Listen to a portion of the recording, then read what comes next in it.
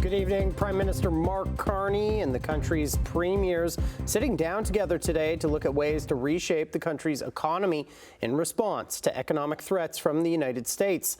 And they're talking about making Canada an energy superpower, but there are roadblocks to overcome.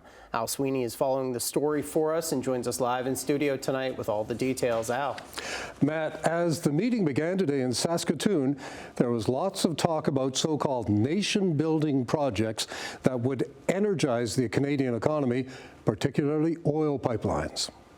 Going into the meeting, Prime Minister Mark Carney was looking for lists from the premiers of projects that would boost the economy and jobs across Canada, working as one national economy instead of 13 provincial-territorial economies. Eliminating federal barriers to interprovincial movement of goods and people, and also to put in place an ability to advance projects of national interest. Before the meeting even started, Premier Doug Ford was signing agreements with Saskatchewan, Alberta, and Prince Edward Island to remove interprovincial trade barriers in order to stand up to Donald Trump. We're going to band together. We've never been attacked by any leader in the world like we have by President Trump.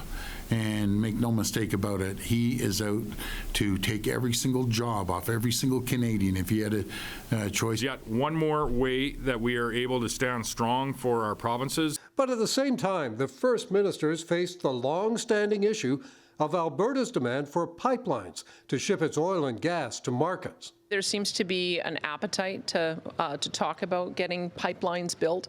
British Columbia and Quebec have resisted pipelines in the past because of the environmental threat.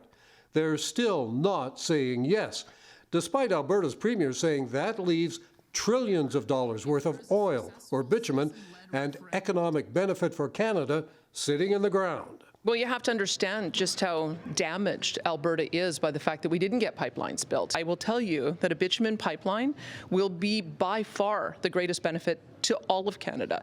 Before meeting with the premiers, the Prime Minister told oil and gas executives in Calgary he wants to develop Canada's energy. The imperative of making Canada an energy superpower in all respects has never been greater. McMaster University economist Colin Mang says that pipeline dispute will have to be worked out by the premiers. But he says the meeting in Saskatoon could come up with projects that more than offset the loss in trade to the United States. This would be transformational for the Canadian economy. It would really redefine the way that provinces trade with each other. And for the first time in a generation, we would start to again see large-scale national projects being built. So the Saskatoon meeting wound up just a short time ago. Instead of providing a list of projects to develop, the Prime Minister outlined the criteria for projects, like strengthening the economy, benefiting Canada, and being acceptable to Indigenous leaders. As for pipelines, there's general support for getting energy to market in some form, possibly treating Alberta bitumen to make it more environmentally acceptable, called decarbonization. That may be something you'll be hearing more about. It has some support from Alberta Premier Smith, who calls it a grand bargain.